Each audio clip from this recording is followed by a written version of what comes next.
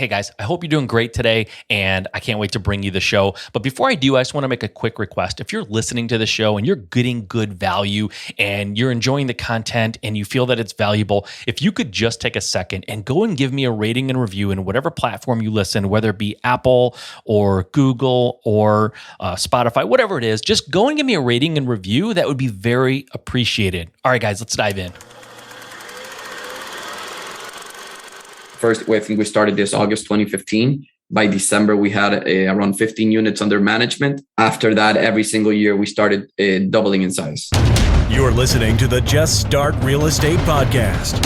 If you're serious about your real estate investing business and need real answers, you are in the right place. And now, your host, Mike Simmons. All right, thank you for joining me on Just Start Real Estate. I appreciate it. I have a really good show for you today. A great interview with a really cool investor. His name is Nico Ortega. He's the CEO and founder of NUOVO, a Miami-based tech-enabled short-term rental management company. Essentially, what he's doing is he is partnering with multifamily investors, people who own multifamily properties, and he is showing them how they can get above market rates consistently without ever dealing with tenants or any of the hassles associated with being a multifamily owner and having renters.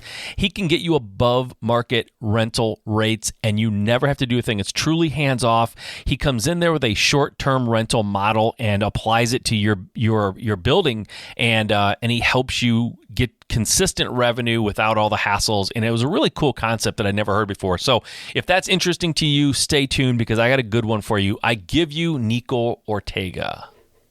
Hey, Nico, thanks for being here, man. Thanks for being part of Just Start Real Estate. I appreciate your time. Mike, thanks for having me. Happy to be here. Yeah, man, absolutely. So let's dive into it. First of all, let's just give people a sense of who we're talking to and what your background looks like. Can you tell us where you got started and how you got into this whole real estate game to begin with? Yeah, so got into real estate right after I graduated college. After I graduated college in Boston, I started working with my brother back home in Ecuador. He was in real estate and needed some help with commercial real estate project, particularly a shopping mall. So that's how I got started. He called me up. He told me, "Hey, Nico, I need some help with this. Give me a hand." And we started working together. 2 or 3 years later, we sold that project to some Colombian investor group. And after that, we said, you know what, let's go find some luck in Miami. Let's see how things go over there. And we decided to partner up again because those 2 or 3 years, we really found that we connected well and we complemented each other well. Did you guys get along as kids? Well, that's a difficult question because we really didn't spend that much time together as kids. He's 8 years older than me. Oh, okay. And when I was in school, he was in high school here in Miami. That's why we decided to go to Miami because we had family and friends over here. Gotcha. So as far as I remember, like I really didn't spend that much time with him in sort of the teenage years or stuff like that. Well, that's cool. So you guys got a chance to connect as adults and realize that you work well together and get along. That's good. Yeah, 100%. I would say that in my college years and his sort of adult life, that's when we started connecting more and started becoming closer. Because we really never lived in the same place anytime. Okay. So yeah, that was kind of it. But we found each other, that we complemented each other well. He's a very easygoing personality. I'm more of a stronger personality, but ultimately that worked well. Yeah. And I think in a sense, it also helped me a lot, the fact that I had done one of my summer internships with him. So I already knew how he worked, how he did things, sort of his personality, his vision of things in the business. I think that set a good ground floor for a relationship. So tell me, after you did your commercial property together, and then you decided to come to Miami and see what you could make happen, what happened next? What was the next step? Well, obviously, the first thing that we did was started looking for things we could do in the real estate business, right? I started looking for jobs. He was trying to do his own thing. things weren't going as fast or as quickly as I expected them to go, to be honest. Yeah. So we started, looking at what was moving, what was going on, and we started seeing in the tech industry, Airbnb at the time. This was early 2015. Airbnb was in sort of explosion mode in a sense. It was every day it was growing. Every day you would see more and more and more people list properties on Airbnb, and it was constantly in the news and so forth. And in a market like Miami, where you have a lot of Latin American people traveling, European people traveling with big families and big groups, a product such as that works. So we talked and we said, like, while I was looking for a job or for something that could allow me to grow, why don't we rent a unit, furnish it, and then rent it out via Airbnb? When we went to our first property, the owner actually told us, I'm not going to rent you out one single unit. You need to rent out at least 5.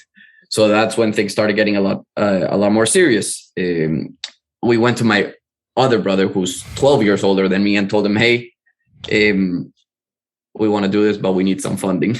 Yeah. So he funded us those initial 5 units. We started operating them. We quickly started seeing a great product market fit. We started seeing people like what we do, like the properties that we chose, how we chose them, and so forth. And it started to grow. First, I think we started this August 2015. By December, we had around 15 units under management. And after that, every single year, we started doubling in size, 15, 30, 60, 120. Wow.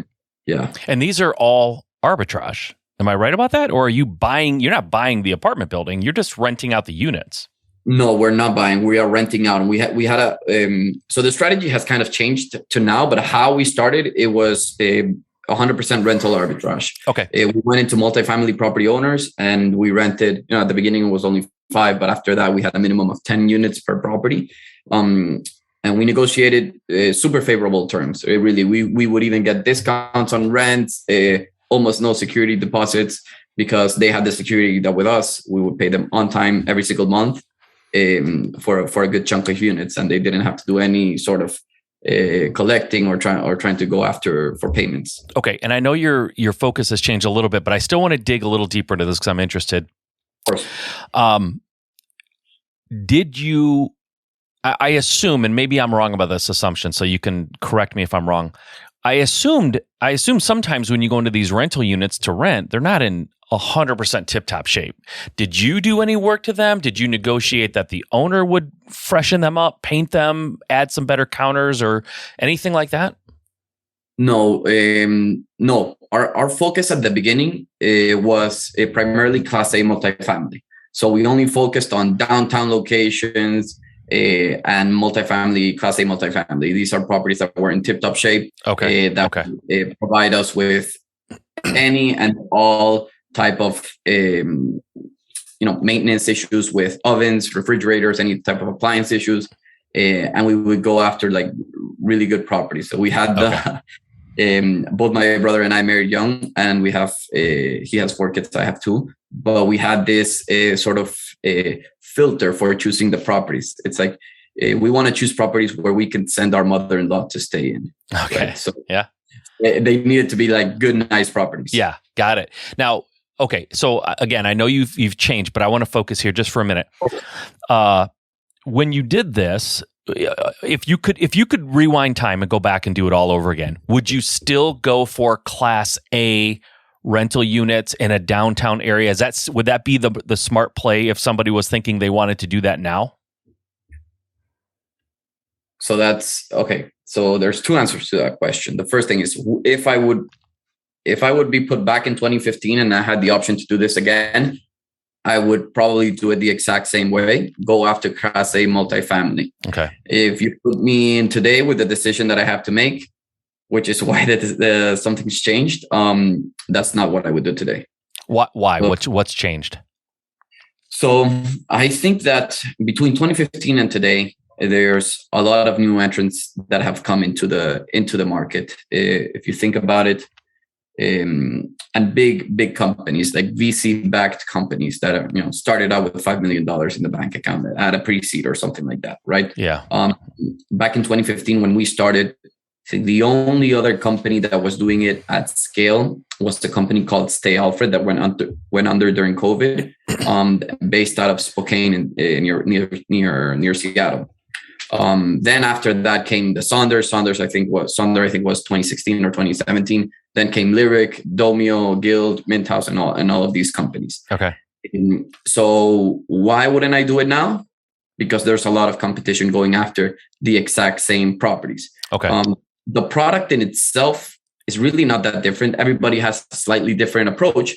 But if you look at it, it's an apartment, it's furnished, and that's a difference versus a hotel. Some target business customers, some have like the design factor, some go for a more affordable approach, others, but really the actual product that they're selling is the exact same thing. And we would find ourselves competing for a property where, for a cell phone, I would say, I'm going to pay you $10. And then Sonder would come in, or another company would come in and say, I will pay you $15 for this. Right. And that's where we found ourselves a lot. We managed to continuously grow, despite the fact that some others were offering more money and had bigger wallets than us. I think in part because we had a very personalized approach. Like I personally love that part of the business, just growing and underwriting the property. So I would personally go to the owners, to regional managers, to the asset managers, and so forth. And it would be me sort of pitching our property and doing this. So I think that was a huge factor for our growth, even though a lot of times people told me I chose you over you, because with one of these companies, I'm talking to probably mid-management person, somebody like that, nothing that it's not capable or anything, but with you, I feel more comfortable because I know that I have your cell phone and I know where to reach you in case something goes wrong, which in the hospitality industry, it happens a lot. Sure. Can you give me at a high level, because there are people out there who are trying to do Airbnbs and they're doing single family stuff and things like that.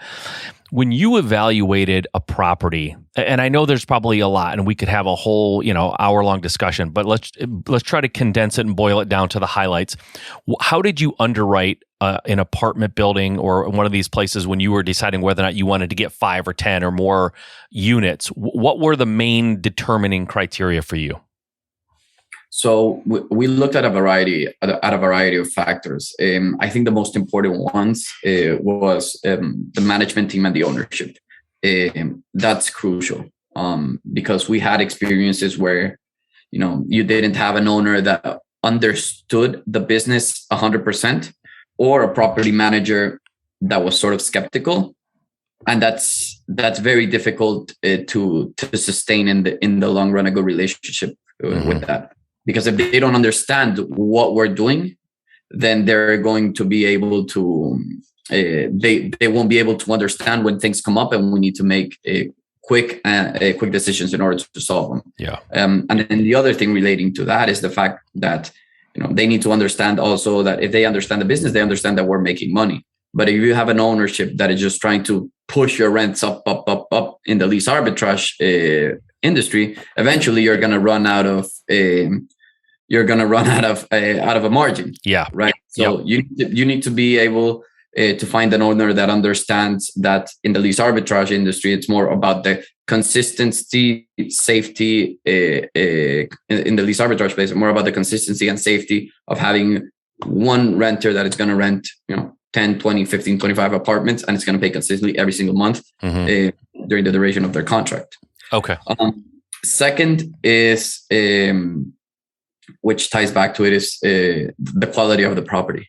If you see a property that's damaged, that is not being well taken care of, that property management is being super lenient with the management and upkeep of the property, that's gonna come back and bite you in the behind, right?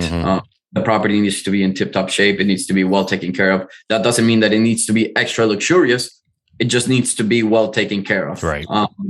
Again, and this is all talking about experience. first properties, we really didn't take all of these factors into consideration, right? Yeah. These are things that we started learning on the way. But I mean, just as an example, we had a property where we were just in there for, I believe, 8 or 9 months. We didn't recover our investment, our initial investment in the furniture, even just because we had to leave the property. We were losing money on the daily there because the properties were all shut down. We had a plumbing issue that I don't know. I don't even want to go into describing, but just plumbing issues. Imagine that. Okay. So it was rough. All right. And then the other factor, which is important, is competition. And not just competition, focusing on other short-term rental properties like other apartments and so forth, but just a global view of competition. Yeah. Hotels have a strong influence on this market, even motels, and then the regular or individual Airbnb host that influences you as well. So having a good grasp on that, analyzing and sort of not having all of our eggs in one basket when it comes to distribution channels was key for us. So being able to multiply list. And then ultimately, I think the last one, which is super important, which we learned the hard way as well, is zoning. That's huge. Sure, and the beginning, it was tough because rules were not very clear back in 2015 on where you could do short-term rental and so forth. So that was tough. But just right now, I think it's extra clear wherever you go, if you can or you cannot do it, what restrictions you have, how you can do it, and where you can do it, and so forth.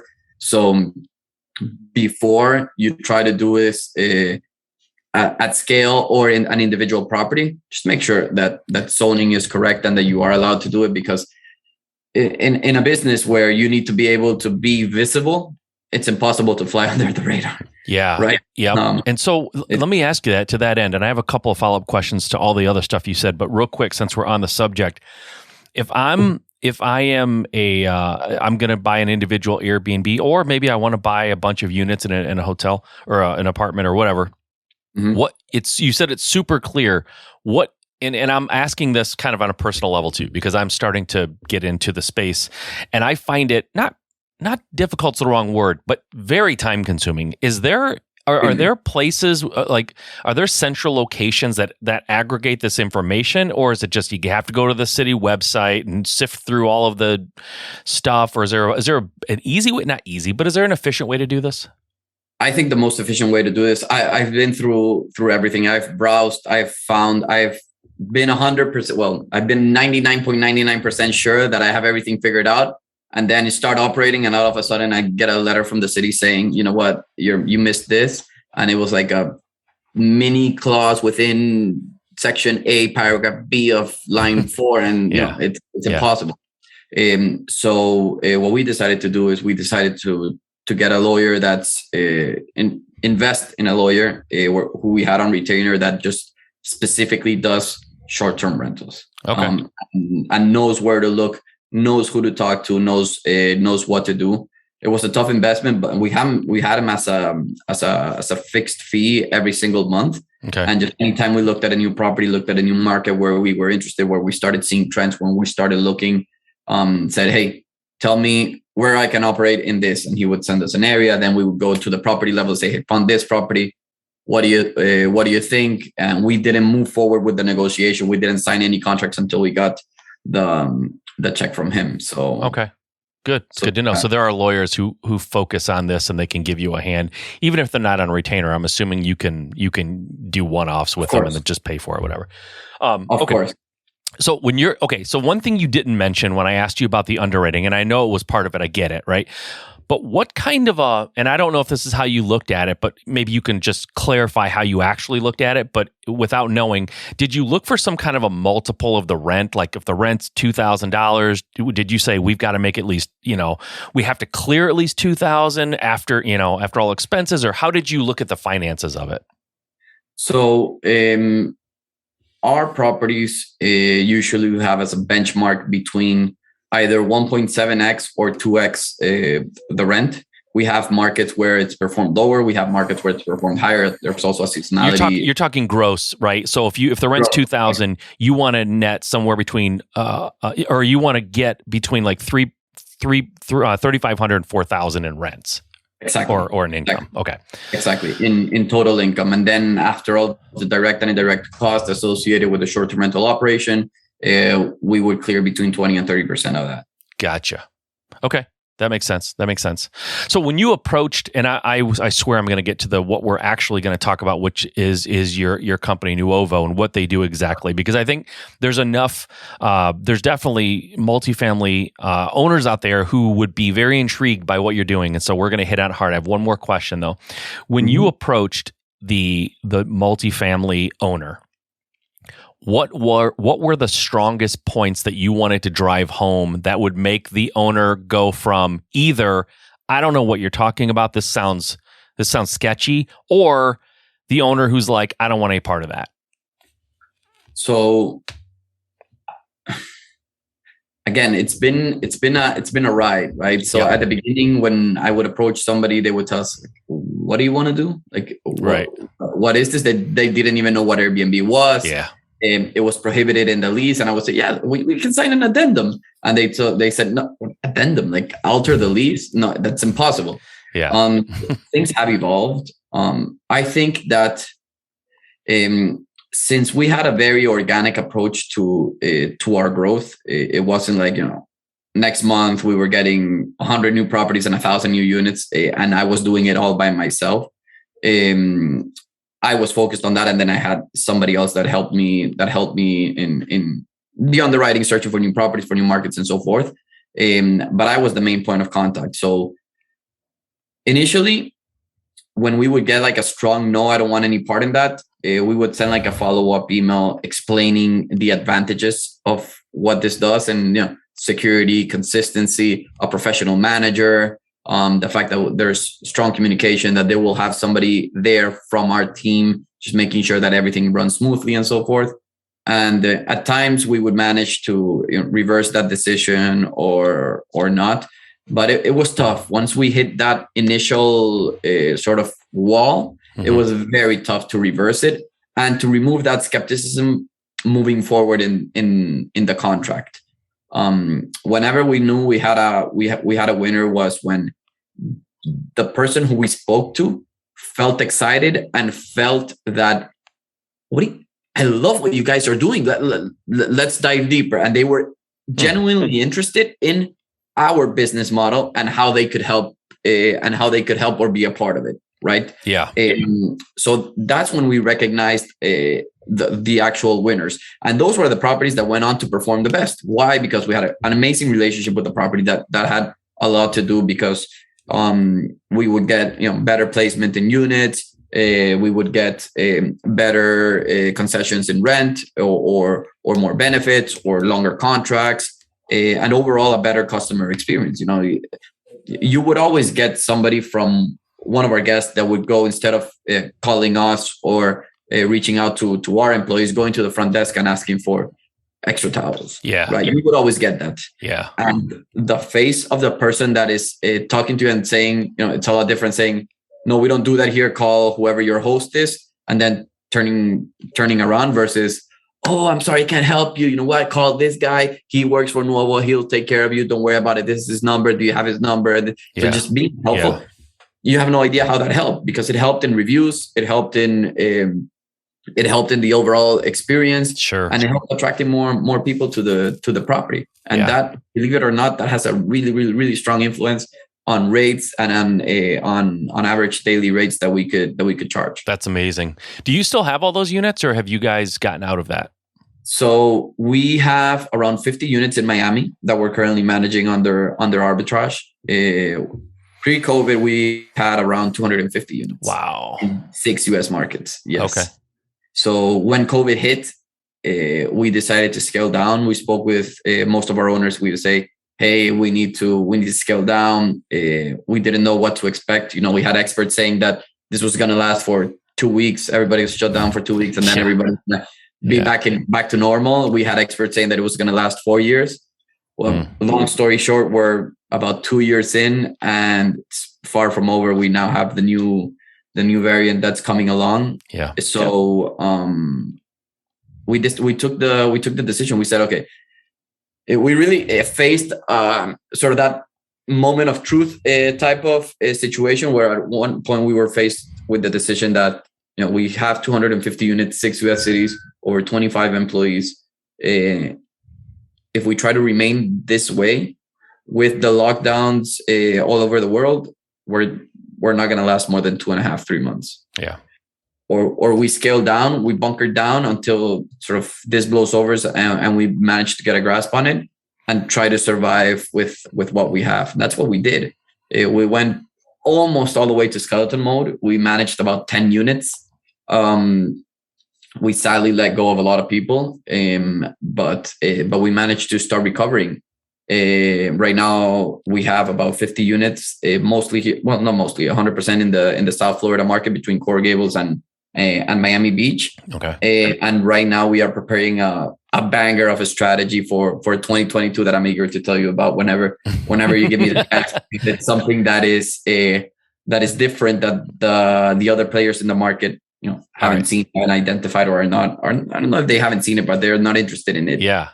And I think it could be. Well, this is the perfect time. You just segued beautifully. What is your banger of a strategy? Let's hear what you guys have going on 2022.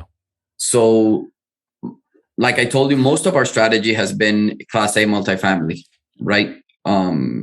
These are huge properties, downtown areas, and so forth. And that's where all of the big players are going. As a matter of fact, we tried to sell one of our contracts in a property that's not Class A a couple of months back to one of these operators, to a couple of these operators, and their answer was exactly the same, that this did not fit their brand standards.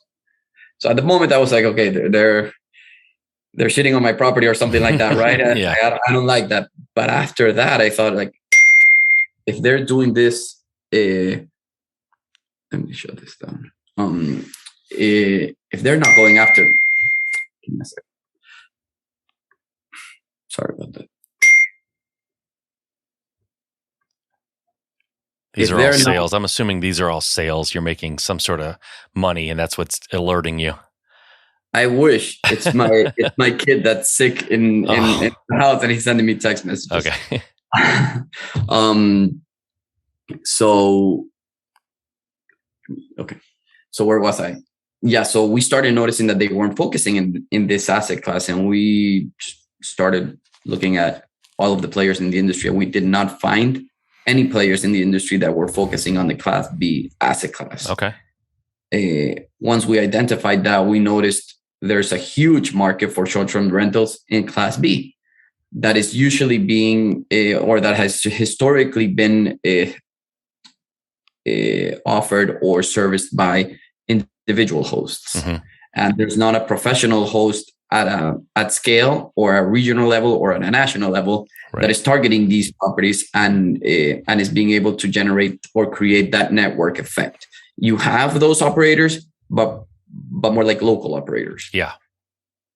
And that's where we see the opportunity, because there is a huge market for properties in the high 60s to right below $100 per night level, instead of the 120 to 180 per night level. There's a huge market for that. And we've developed a whole strategy to start growing that right here in South Florida, starting Q1 2022. We paused all growth for Q4. So we haven't grown a single unit in Q4, against my wishes, because this is what I like to do. This is what I love to do. I love to talk to new owners, love to offer them what we can do. But we felt we felt very strongly about this strategy, and we just didn't want to roll it out like that. But we really wanted to think it through, do it well, and it starts to roll out January 7th of next year. So the idea is, yeah, I'm sorry to interrupt you, but so this concept, this Class B, and I was doing some quick math while you were talking.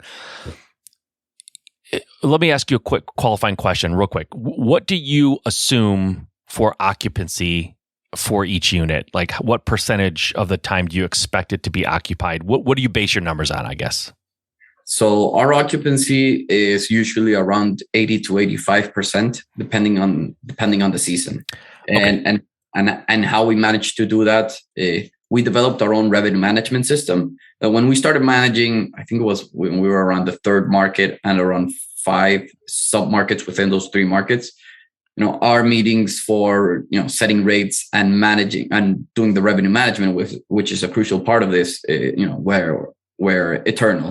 We started at 7 a.m. and wouldn't finish until 9 p.m. Just because we usually set, 90 days in advance rates. We would change them 2-3 times per week. Mm-hmm. And looking at, imagine, I think at some point in time we had 6 U.S. cities, 11 submarkets.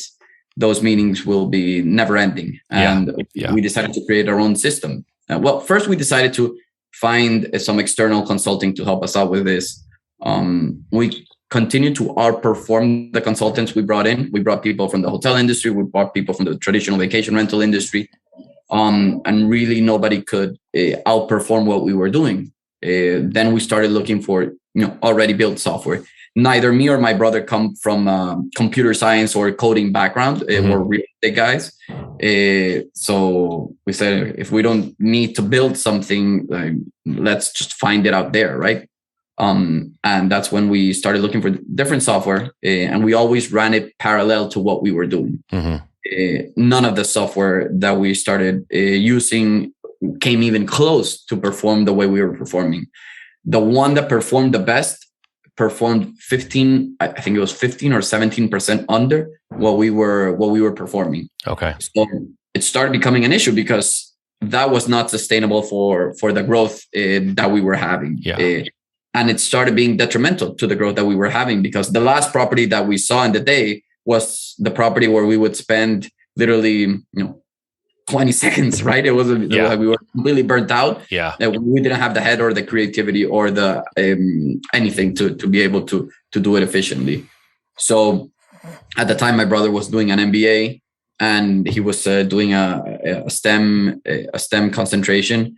And he was doing a data analytics and machine learning class. Okay. We're like, you know what? Present that in class. Present this issue to the class and see what we can do. Long story short, the professor fell in love with the idea or the problem in itself, and became a project. He started working for us in the company, and we built a revenue management system based on that. So that revenue management system takes into account everything. It just does take into account reviews, competition, how many people are coming into the city at a certain point in time, what our budget is, what our sales space is. What else?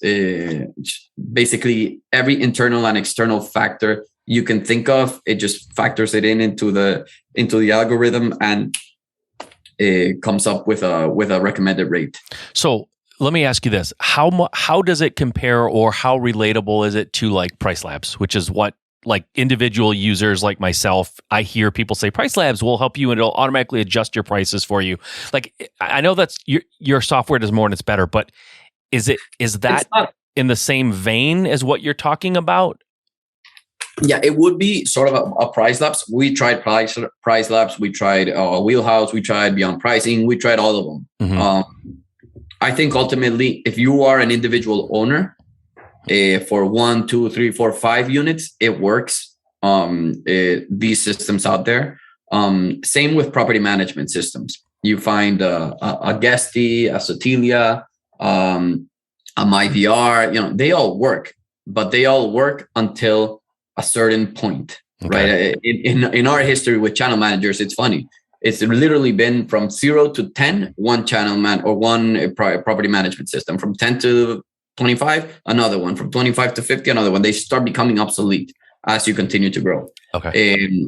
So, like I said, at an individual level or for a small portfolio, these systems work. The key difference that we found was that there were sort of these non-tangible things that our system could identify by pulling all of our information that these other systems weren't pulling. Okay. Right. So they're more plug and play in a sense, and they lack that customization, which I understand. If you're going to roll it out to the masses, if it's a software play, if it's a SaaS play, you can't have that level of customization like the one that we that we have with our system.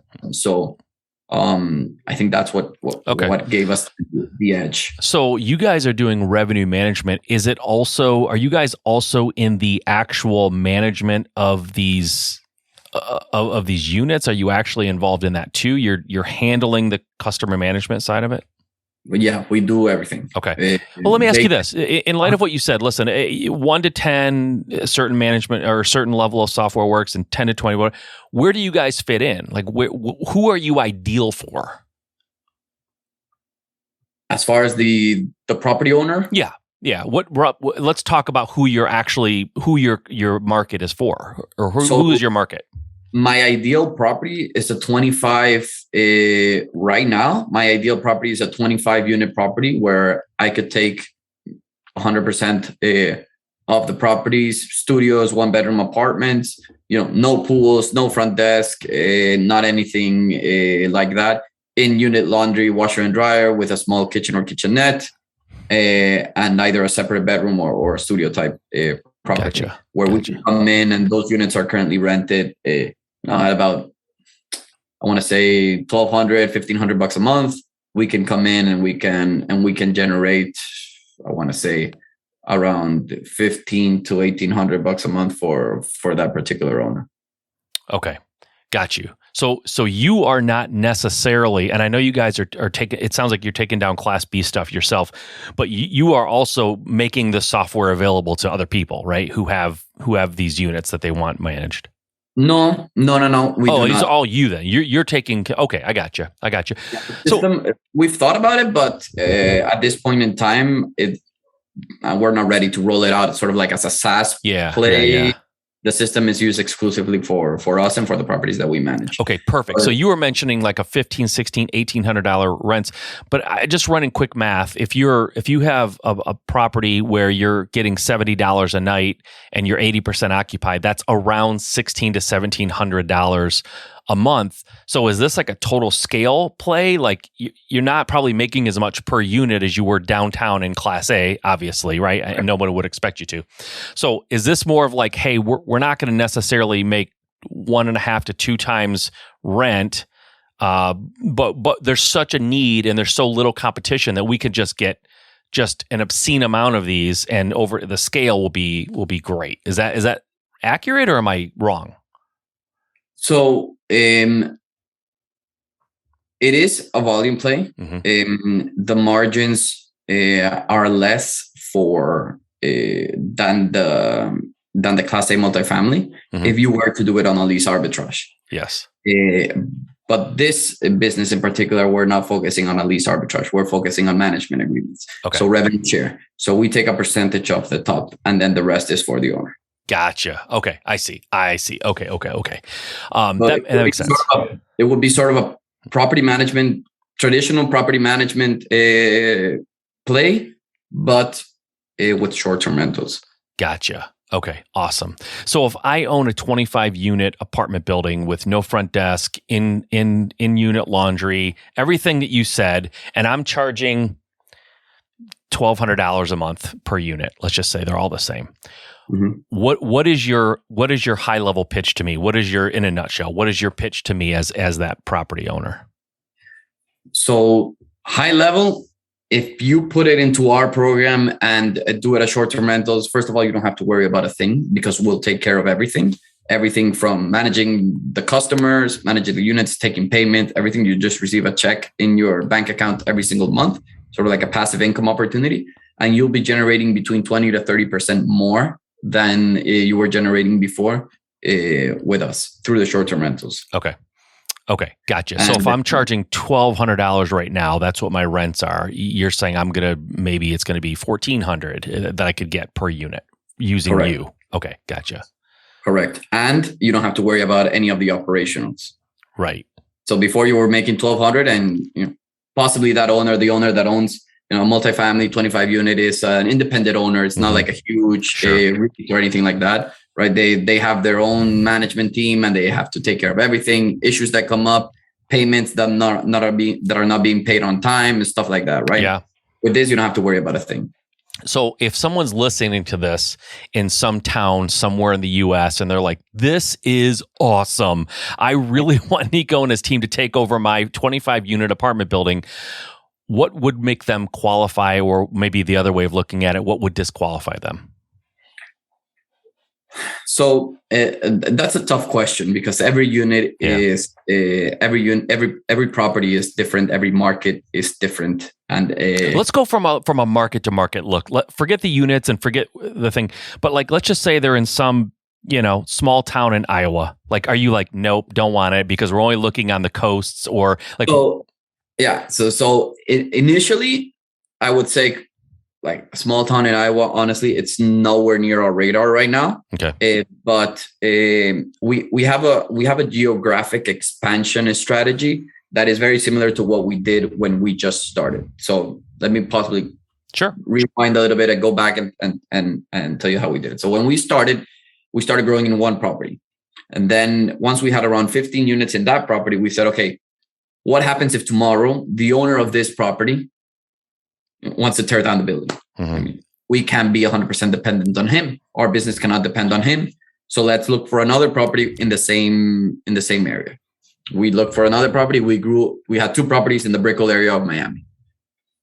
Next thing we know, it's like, okay, Miami, hurricanes, Brickell, floods, stuff like that. Let's get out of Brickell. Let's look more inland. So we started going to the Kendall area, to the Doral area near the airport and so forth. And we started expanding within Miami. Once we felt comfortable managing Miami, we said, okay, let's expand a little further and let's not depend on Miami, because Miami is very seasonal. Again, it's like January, February, March, like super mega high season. And then the summer is really tough. Let's go a little bit north. Let's see if we can manage units, not within the same city, but a little bit farther. We went to Fort Lauderdale. We did a small trial there for around 3 or 4 months. It worked. And we said, okay, let's go to Orlando, who has a very steady market, and we can grow there perfectly. We went to Orlando. We managed them well. It's like, okay, let's go a little bit further. We went into Atlanta. And then let's go a little bit further. Let's go to Philadelphia. And then we did Houston. And then we felt 100% comfortable. We went all the way to Portland, Oregon, which is literally that's very far. That is very far. And it was one of our best markets. So our expansion strategy right now, especially with COVID, is conservative in the geographic expansion type. We're lucky that we're in South Florida, which is probably one of the most open and less COVID restricted markets in the States. So initially, we want to continue growing here and start expanding slowly as we continue. As we continue to grow. So if you ask me, Iowa, is it in my radar? Nowhere near my radar. But again, I am a firm believer that nothing is written in stone and that opportunities come when you less expect them to. Mm-hmm. So if somebody comes to me and tells me I have 25 units in Iowa, I'm not going to show them the door. I'm going to say, no, it's not in my radar, but let's look at it. And if the opportunity works, if everything fits, then why not? Right. Good. That's smart. So, hey, just out of curiosity, on a personal level, how was the Orlando market for short-term rentals? Are they friendly to that? Amazing. Yeah. Amazing market. Think of it this way. I was super scared to go into the Orlando market at the beginning. I thought, hundreds of millions of hotels, a lot of people doing traditional vacation rentals in homes, so much competition. What am I going to bring to the table and so forth?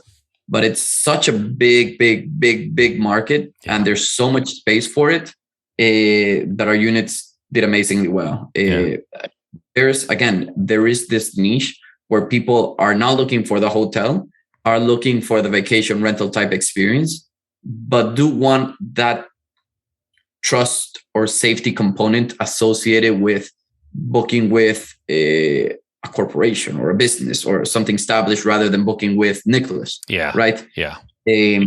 So we targeted that niche. We did good products, focused mostly. We still focused on apartments, but bigger apartments, 2 or 3 bedroom apartments because of family and groups. And it went well. It's such a healthy market in the sense that you always have people coming in. no seasonality whatsoever. Like it was a straight line all the time. You didn't have any fluctuations. And we were accustomed to Miami, which if you see the seasonality levels, it looks like a Bitcoin graph, right? And then, so it was really, really good. We even expanded not only within the parks area, we went all the way to Kissimmee, and then the parks area right near Universal Studios and near Disney World. And we even added units in downtown Orlando, which was a great market as well. Okay. Good to know. Well, listen, if there are people listening, and I think this is an amazing concept. I've never heard of anyone doing what you're doing. It is actually pretty new and interesting, and I think my listeners will agree. And there's a lot of apartment owners out there that in various cities, right? If somebody were to want to get a hold of you, how can they do that? Who should do that? Like, talk a little bit about what that looks like. Yeah. So if you are an apartment owner, you have a portfolio of units between, I want to say 10 to 50 units, Class B, that's our sweet spot. That's what we like. If you have anything different from that, again, like I just mentioned, we're not going to shy away from any opportunity. We're going to look at every opportunity, and we're going to try to help in whatever way we can if it fits what we're looking for.